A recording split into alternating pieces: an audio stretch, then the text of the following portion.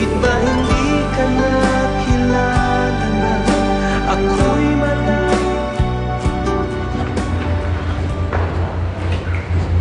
Michael! Michael! Buti naman dumating ka na. Kanina pa kita iniintay. Nagkaalala ako sa'yo. Ano ka ba? Hindi ko kayo makontak pareho ni Manoy June. Oo, sige. Nagka-problema kasi sa site. Tapos, bigla nagkaroon ng meeting eh. Bakit natla ka? Hindi pa kasi ako makain. Teka lang. Dadalang kitang pagkain dito, ha? Sandali.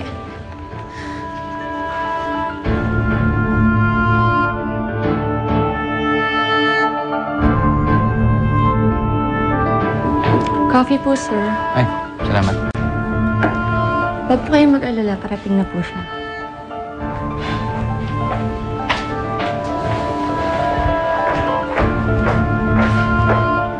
Michael? Luis, Sit down. Sit down. siguro alam mo na kung bakit ako nandito. Michael, abogado ako. Hindi manghuhula. Bakit hindi mo ako sinumbong kay Lisa? Honestly, gusto ko talagang sabihin. Pero somehow hindi ko magawa.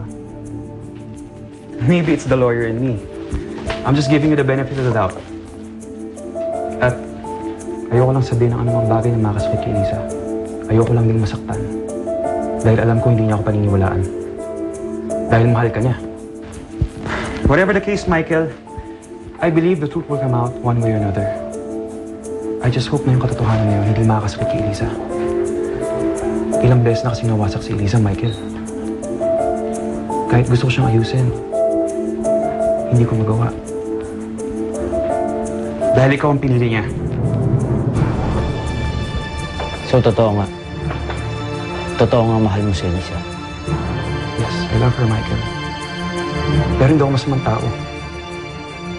Ayokong manira ng pamilya.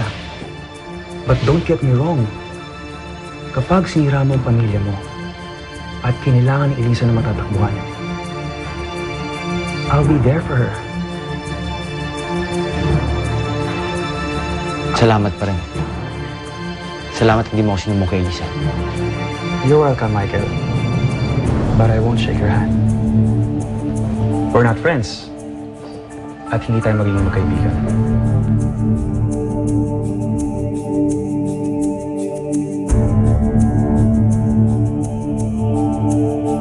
Hello, Giselle?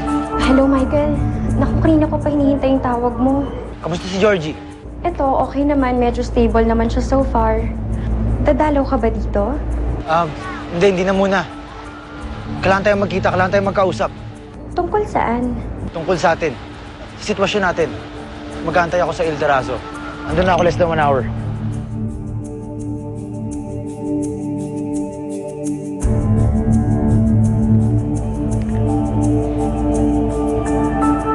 Hello?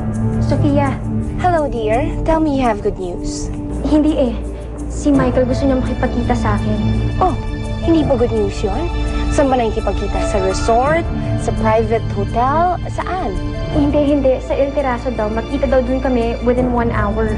Pero hindi ko gusto yung tono ng boses niya. Mukhang nagdesisyon na siya na iwasan kami ni Georgie. Don't be ridiculous, Giselle.